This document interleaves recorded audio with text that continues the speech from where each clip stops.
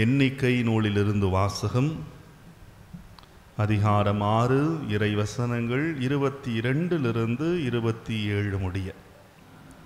ஆண்டவர் மோசேயிடம் கூறியது, நீ ஆரோனிடமும் அவன் புதல்வரிடமும் சொல், நீங்கள் இஸ்ராயேல் மக்களுக்கு ஆசி கூற வேண்டிய முறை. ஆண்டவர் உனக்கு ஆசி வழங்கி உன்னை காப்பாராக. ஆண்டவர் தம் திருமுகத்தை உன்மேல் ஒளிரச் செய்து உன் மீது அருள் பொழிவாராக. ஆண்டவர் தம் திருமுகத்தை உன் பக்கம் திருப்பி உனக்கு அமைதி அருள்வாராக. இவ்வாறே அவர்கள் என் பெயரை இஸ்ராயேல் மக்களிடையே நிலைநாட்டுவர், நானும் அவர்களுக்கு ஆசி வழங்குவேன். ஆண்டவர் அருள்வாக்கு. இறைவனுக்கு நன்றி. இயேசுவுக்கே புகழ். புகழ் சத்தமே இல்லை. இயேசுவுக்கே புகழ், இயேசுவுக்கே நன்றி. மரியே வாழ்க. மரியே வாழ்க. இந்த புது வருஷம் பிறந்த உடனே இப்பெல்லாம் எப்படின்னு தெரியல, நம்ம பூசை முடிஞ்ச உடனே போய் பெரியவங்ககிட்ட போய் ஆசீர்வாதம் வாங்குவோம் இல்லைங்களா? அந்த பழக்கம் இருக்குதா?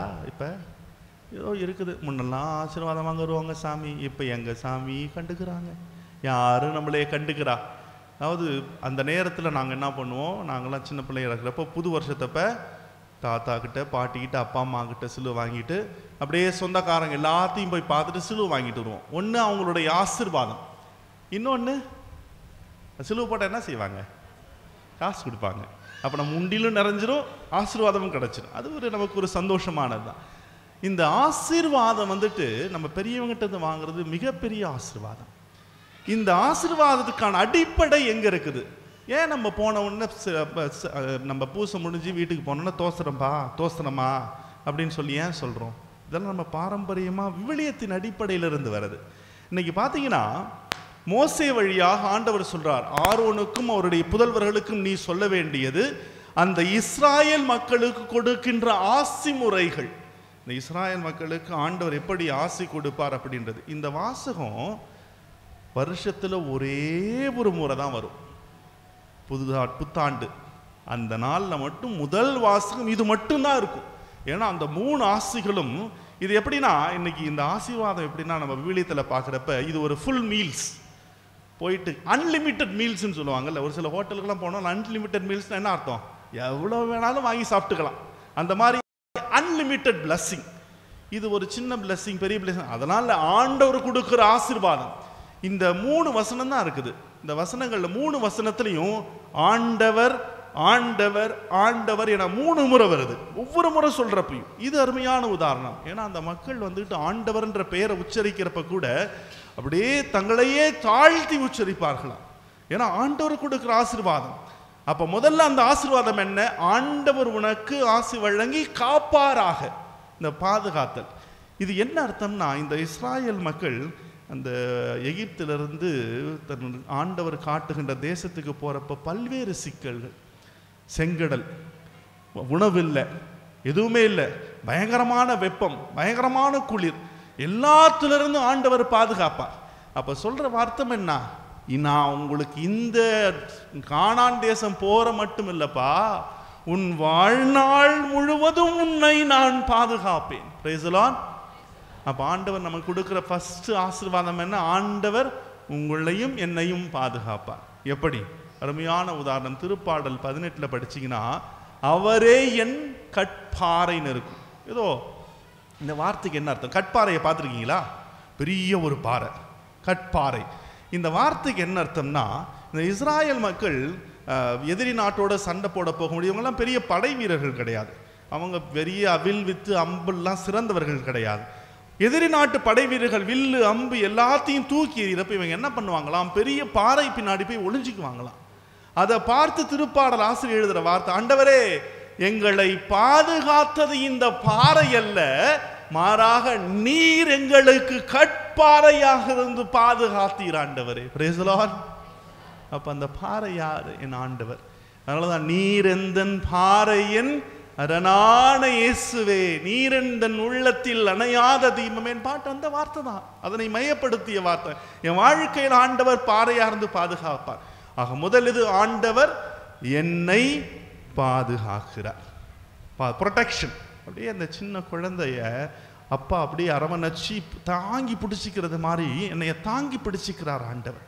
ரெண்டாவது, அவருடைய திருமுக ஒளியை என் மீது வீசி. அப்படியே முகம் நல்லா யோசிச்சு பாருங்க. ஆண்டவர் சன்னிதானத்தில் வரப்ப இந்த நற்கருணை நாதரை பார்க்குறப்ப அந்த பிரகாசம் இருக்கு பாருங்க. அந்த ஒளிமயமான ஆண்டவர்.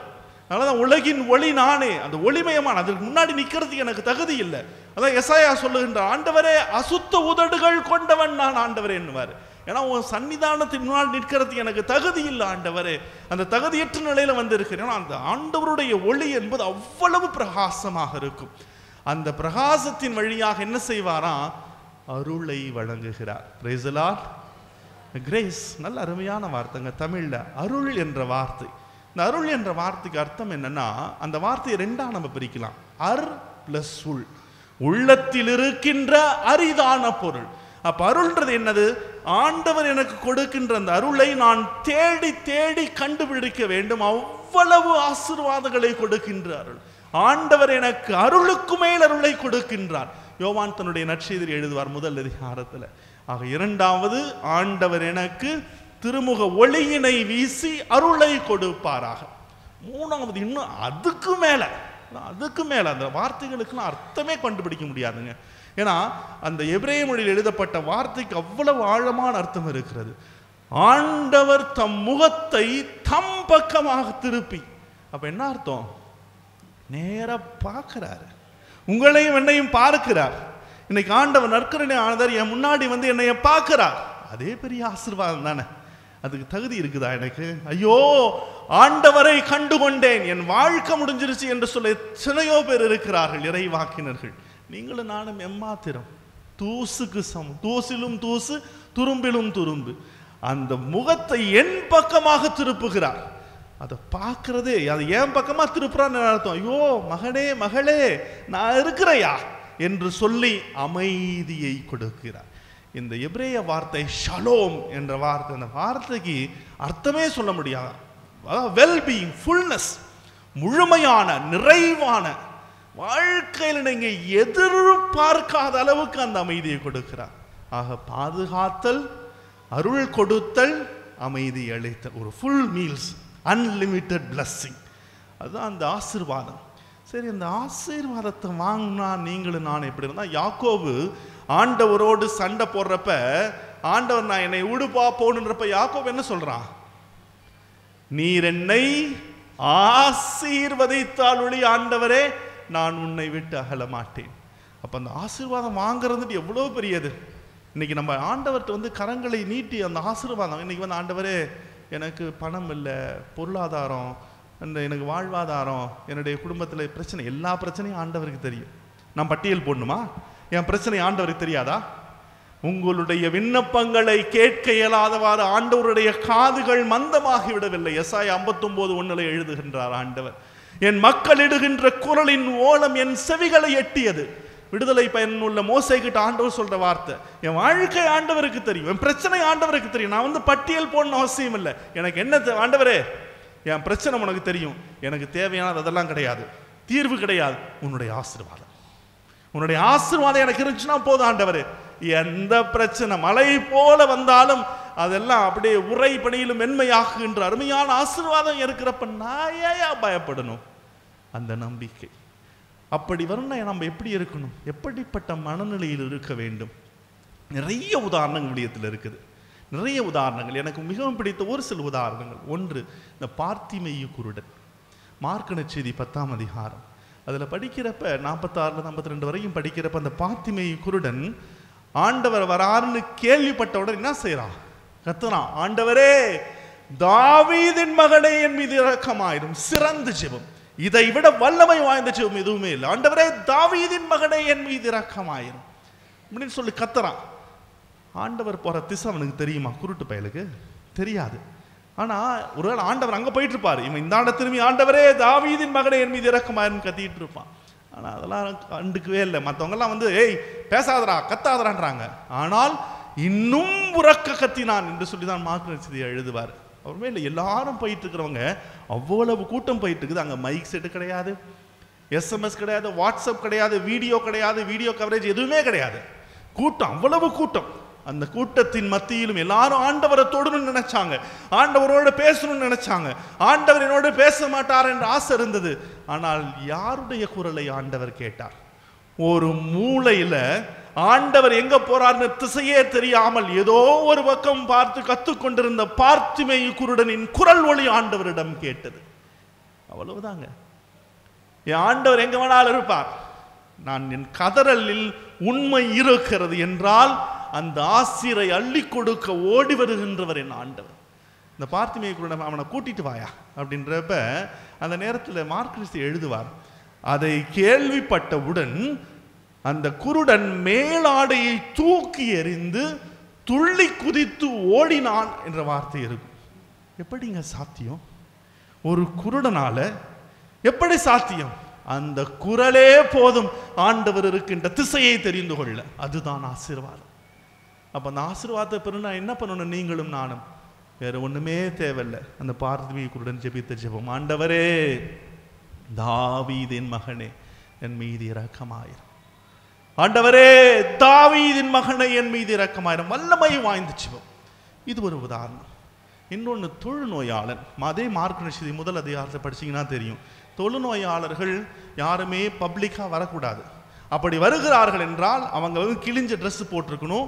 அதே நேரத்தில் யாரா வரானா மேல் உதட்டை மறைத்து கொண்டு தீட்டு தீட்டு என்று சொல்ல வேண்டும். ஏன்னா யாரையாவது தொட்டு அவங்களுக்கு தீட்டாயிரும். அந்த மாதிரியான ஒரு காலகட்டம். அப்படிப்பட்ட காலகட்ட தொழுநோயாளி ஆண்டவர் முன்னாடி தைரியமா வரான். நீ என்ன வேணாலும் பண்ணிக்கோப்பா, என்னை கல்லால் எறிஞ்சு கொள்றியா கொண்டுக்கோ, ஆனால் நான் அந்த ஆள்கிட்ட பேசணும், என் முன்னாடி இருக்கிற இயேசு கிட்ட பேசணும். முழந்தாள் படியிட்டு ஒரு வார்த்தையை சொன்ன, ஆண்டவரே நீர் விரும்பினால், நீர் விரும்பினால் ஆண்டவரே என்னை குணமாக்க உம்மால் முடியும். என்ன அருமையான ஜெபங்க. இந்த மாதிரி ஜெபத்தை நம்ம எப்ப கேட்க முடியும்? நீர் விரும்பினால் ஆண்டவர், if you wish you can make me clean. அருமையான ஜெபம். ஆண்டவர் சொல்லுவார், எதுவுமே கேட்கல, விரும்புகிறேன் குணமாக. ஒரு வார்த்தை போதும்.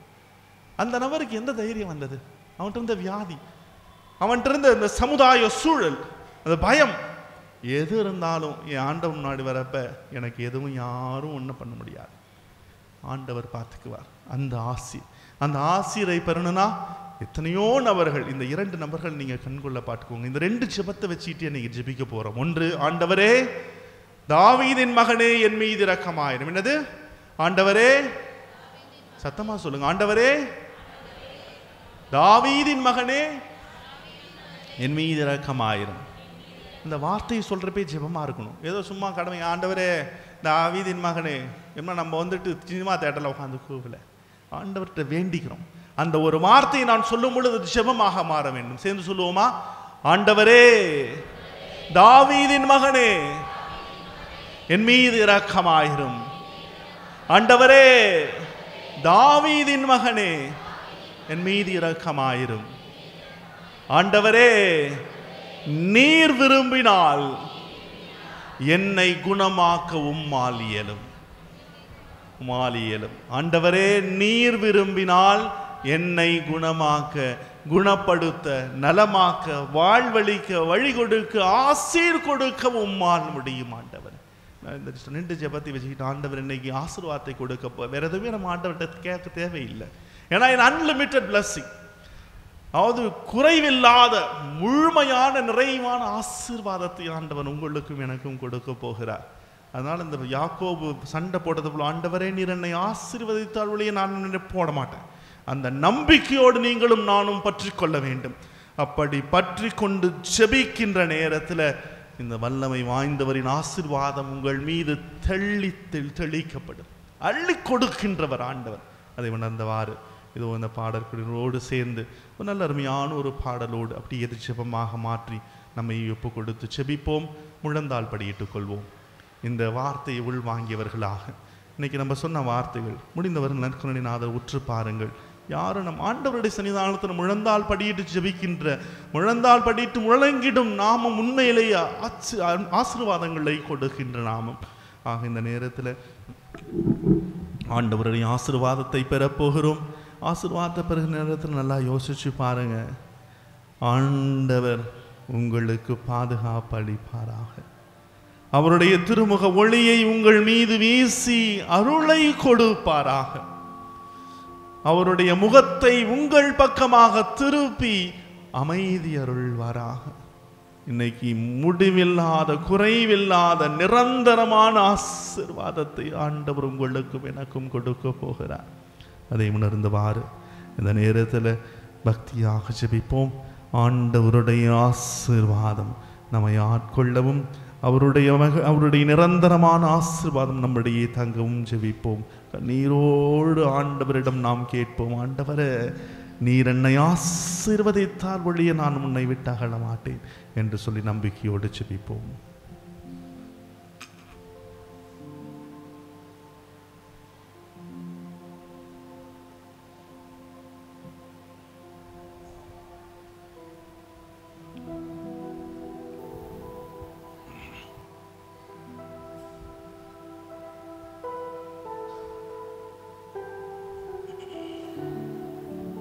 ஆண்டவரை விற்று நோக்குவோம்.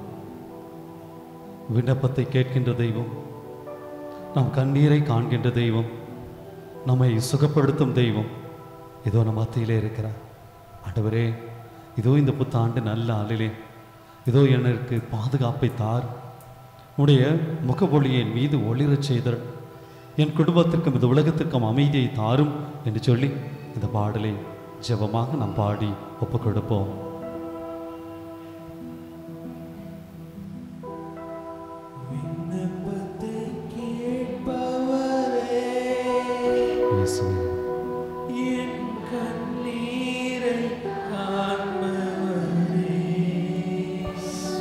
சுகம் தருபவரே,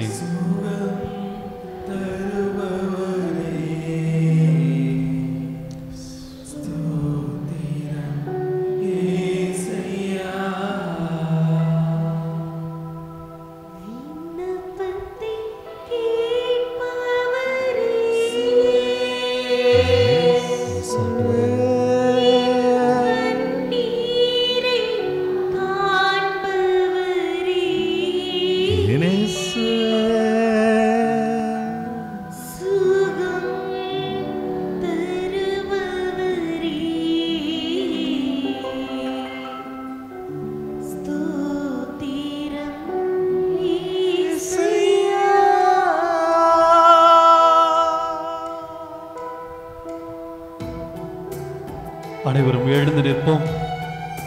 அனைவரும் எழுந்து நின்று இதோ நம்முடைய தேவைகள், நம்முடைய பலவீனங்கள், நம்முடைய பாவங்கள் இதோ ஆண்டவரிடத்தில் இந்த நேரத்தில் எதற்காக இந்த அற்புதமான கோடி அற்புதனுடைய புனித திருத்தலத்திற்கு வந்திருக்கிறோம் அவற்றை ஒப்புக்கொடுப்போம். உடைய விண்ணப்பங்களை எல்லாம் சொல்லுங்க. ஆண்டவர் நிறைவை தருவார், ஆசீர்வாதத்தை தருவார், மீட்பை தருவார், சுகத்தை தருவார். ஆண்டவரே, எங்கள் விண்ணப்பத்தை கேட்கின்றவரே, எங்கள் கண்ணீரை காண்கின்ற தெய்வமே, ஏதோ ஸ்தோத்திரம் என்று சொல்லி நம் பாடி நம் பாவங்களுக்காக, நம் தேவைகளுக்காக, இந்த உலக அமைதிக்காக, இதோ பாதுகாப்பிற்காக ஆண்டவரிடத்தில் ஜெபிப்போம்.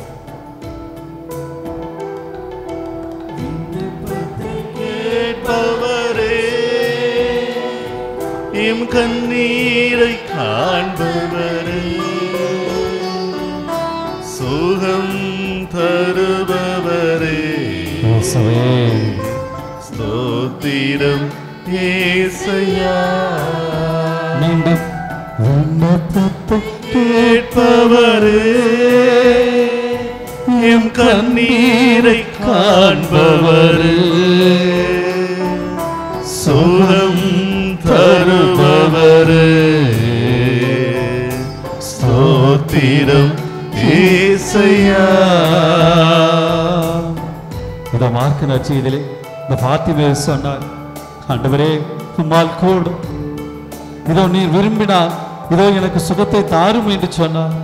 அந்த தொழிலாளிகளையும் ஆண்டவரிடத்தில் அப்படிதான் கேட்டு, ஆண்டவரே, உம்மால் கூடுமானா என் நோயை என்னிடமிருந்து அகற்றும் என்று சொன்னார். ஆண்டவர் சொன்னார், கூடுமானாலா, இதோ நம்பிக்கை இருந்தால் எல்லாம் கூடும் என்று சொன்னார். என் அன்பு சகோதரனே, சகோதரி, இதோ பல நேரத்தில் நம்ம நினைச்சிருப்போம், என்னுடைய வாழ்க்கையில இருக்கக்கூடிய கண்ணீர், கவலைகள், நோய்கள், கடன் தொல்லை, வேதனை இவையெல்லாம் நிச்சயமா மாறாது என்று சொல். ஆனால் கடவுளால் எல்லாம் கூடும். லூக்கா நற்செய்தி 1:37 சொல்லுகிறது, இதோ கடவுளால் இயலாதது ஒன்றுமில்லை என்று ஒன்றுமில்லை ஆண்டவரே. அன்னை மரியாள் நம்பினா, இதோ அன்னை மரியாளுடைய வாழ்வு மாற்றம் பெற்றது. இன்னைக்கு நீங்களும் நானும் ஒப்பு கொடுப்போம். ஆண்டவரே உம்மால் கூடும், ஆண்டவரே எல்லாம் கூடும். ஒரு வார்த்தை சொல்லுங்க, ஆண்டவரே என் வாழ்வு மாறட்டும். கேட்டு ஜெபிப்போம். உம்மால் கூடும்,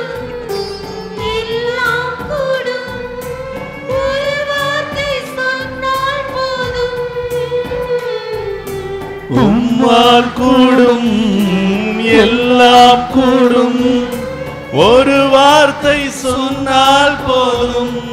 நம்பிக்கையோடு ஒரு வார்த்தை சொன்னால் போதும். ஐயா ஒரு வார்த்தை சொன்னால் போதும். விண்ணப்பத்தை கேட்பவரே, என் கண்ணீரை காண்பவரே, சுகம் தருபவரே, ஸ்தோத்திரம் இயேசுவே. ஆண்டவரே, இந்த மத்தேயு 15 நாங்கள் பார்க்கிறோம், 5 அப்பங்களையும் 2 மீன்களையும் உம்முடைய தூய்மையான புனிதமான அந்த பரிசுத்த கரத்தால் தொட்டீரே. ஆண்டவரே, 5000 பேர் உண்டார்கள், அற்புதங்கள் நிகழ்ந்தது, அதிசயங்கள் நிகழ்ந்தது.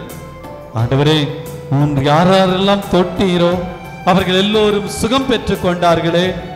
எங்களை தொடும் ஆண்டவரே. இதோ மனதுருகி கரம் நீட்டி, இதோ எண்ணிக்கை நூலிலே நாங்கள் இன்று வாசிக்க கேட்ட அந்த அற்புதமான இறை வார்த்தை 6வது அதிகாரம் 22 முதல் 27 வரையுள்ள அந்த இறை வார்த்தை எங்கள் வாழ்விலே ஆண்டவரே ஆசீர்வாதமாக மாறட்டும். உன் கரம் நீளட்டும். எங்களை தொடுங்க ஆண்டவரே, எங்கள் குடும்பத்தை தொடுங்க ஆண்டவரே, எங்கள் நோய்களை தொடுங்க, எங்கள் இயலாமையிலே பலவீனங்களை தொடுங்க ஆண்டவரே. இதோ நீ தொட்டால் போதும், என் வாழ்வு மாறும். நம்பிக்கையோடு ஆண்டவரிடத்திலே கேட்போமா?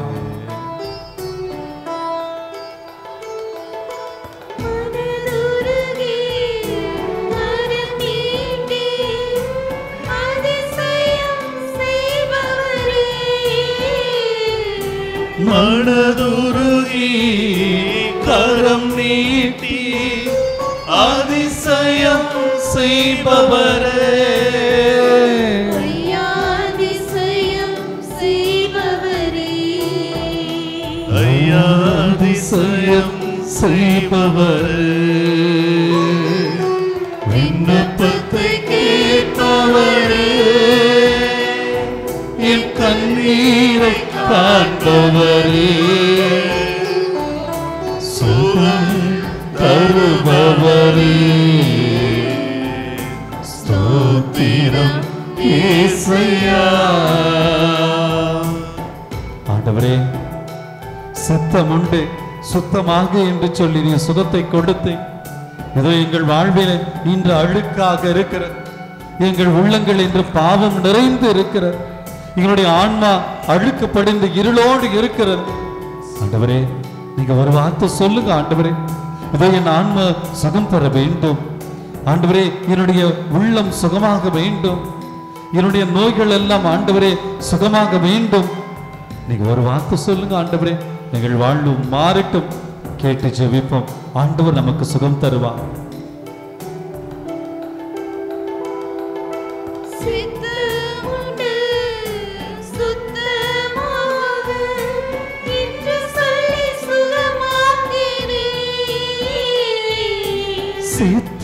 உண்டு சுத்தமாக என்று சொல்லி சுகமாக்கினீ, ஐயா என்று சொல்லி சுகமாக்கினீ, ஐயா என்று சொல்லி சுகமாக்கினீ.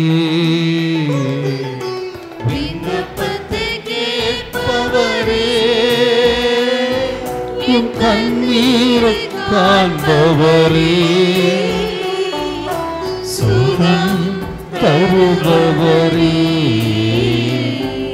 ஸ்தோத்திரம் இயேசுவே. முழங்கால் படியிடுவோம். இதோ என் நோய்களை சிலுவையிலே சுமந்து தீர்த்திரையா என்று சொல்லி நாம் பாடப்போகிறோம். இதோ தந்தை ஜூட் அவர்கள் நமக்காக இப்போது ஜெபிக்க பார்க்கிறார். இதோ ஆண்டவர் இதோ இந்த நம்முடைய நோய்களை எல்லாம் சிலுவையிலே சுமந்து தீர்த்த தெய்வம், நமக்காக பிறந்திருக்கிற தெய்வம் தான் இப்போது நற்கரண்டியில் இருக்கிறார். இதோ கரங்களை எல்லாம் இதயத்தோடு சேர்த்து வைத்து இதோ ஆண்டவரிடத்தில் நாம் இப்போது ஒப்பு கொடுப்போம். இதோ தந்தை நமக்காக இப்போது ஜெபிப்பார்கள். அருமையான பாடலோடு நாம் இந்த ஜெபத்திற்குள்ளாக கடந்து செல்ல போகிறோம். இந்த நேரத்தில் நம் ஒவ்வொருவருடைய உடல் உள்ள மன வியாதிகளை ஆண்டவர் ஆசீர்வாதத்தால் சுகப்படுத்தும். ஆண்டவர்களே, நம்பிக்கையோடு ஜெபியுங்கள். புலர்ந்திருக்கின்ற புத்தாண்டிலே ஆசீர்வாதங்கள் அள்ளி கொடுக்கப்படுகின்ற தருணத்தை வீணாக்கி விடாதீர்கள். கடவுள் கொடுக்கின்ற அற்புதமான ஆசீர்வாதம் நேரத்தில் தாகத்தோடு கேளுங்கள். உங்கள் வியாதிகளா, மனவியாதிகளா, உடல் வியாதிகளா, நெருக்கடிகளா, நோய்களா, நோக்காடுகளா, எல்லாவற்றையும் ஆண்டவரிடம் ஒப்பு கொடுத்து, ஆண்டவரே எங்கள் விண்ணப்பத்தை கேட்கின்ற ஆண்டவரே, நம்பிக்கையோடு வந்திருக்கிறோம். எங்களை ஆசீர்வதியும், ஆசீர்வாதத்தால் நிரப்பும். பல்வேறு விதமான சிக்கல்கள் மத்தியில் இதோ இன்றைய நாள் இந்த ஆண்டாவது நல்ல ஆண்டாக அமையாதா என்று ஏக்கத்தோடு எதிர்பார்த்து கொண்டிருக்கிற எங்களை கண்ணோக்கி நம்பிக்கையோடு செபிக்கிறோம். ஆண்டவரே, யாக்கோபை போல ஆண்டவரே, நீர் எங்களை ஆசீர்வதிக்கும் வரை இந்த இடத்தை விட்டு போக மாட்டோம். ஆண்டவரே, நீர் ஆசீர்வதிக்க வேண்டும். ஆண்டவரே, உம்முடைய ஆசீர்வாதத்தால் இந்த நேரத்தில், இந்த இடத்தில், இந்த தருணத்தில் எங்கள் மீது உமது ஆசீர்வாதத்தை அள்ளி கொடுக்க வேண்டும்.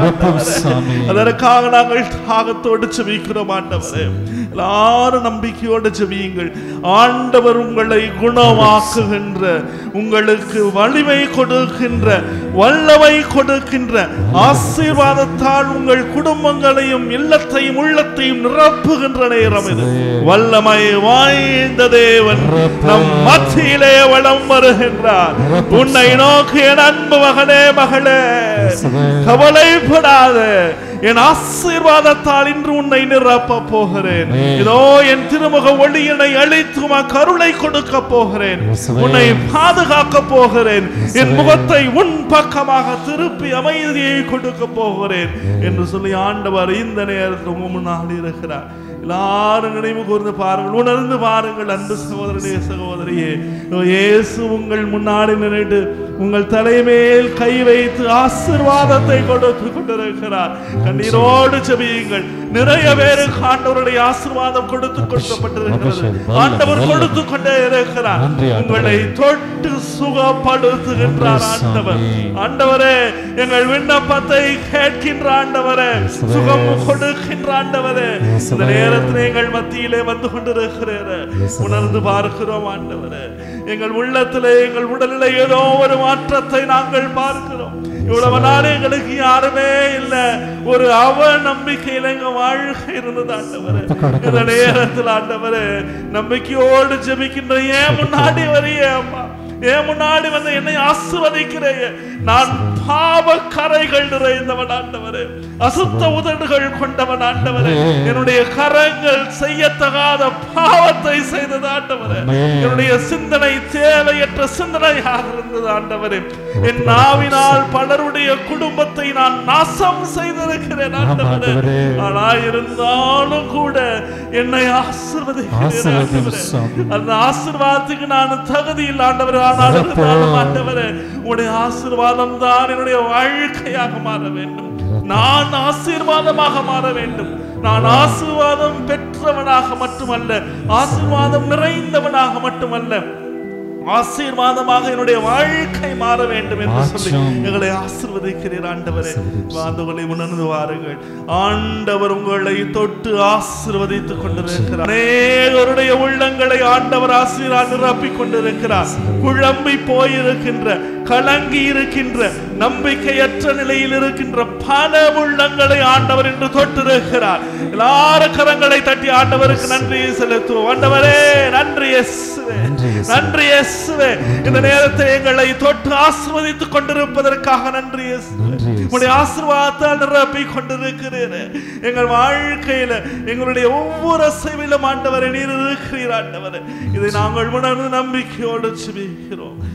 இந்த நேரத்தில் ஆண்டவருக்கு கொடுக்கின்ற ஆசீர்வாதம் முன்னாடி நின்றுட்டு திருமுக ஒளியினையும் தன்னுடைய முகத்தையும் திருப்பி ஆண்டவர் உங்களை நோக்கி சொல்லுகிற வார்த்தைகள், என் அன்பு மகனே மகளே, அந்த பார்த்துமே குருடனை போல நானும் இங்கு அதிருக்கிறேன். ஆண்டவரே தாவீதின் மகனே என் மீது இரக்கமாயிரும். எல்லாரும் சொல்றாங்க பேசாதன்றாங்க, ஆனால் இன்னும் நான் ஒரு அக்கா கத்துவேன்.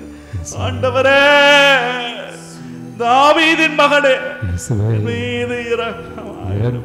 ஆண்டவரே நீர் விரும்பினால் ஆண்டவரே இந்த நேரத்தில் என்னை குணமாக்கும் முடியும். ஆண்டவரே நம்பிக்கையோடு நான் இருக்கிறேன். ஆண்டவரே எங்க வாழ்க்கையில வருகின்ற ஆண்டவரே எங்களை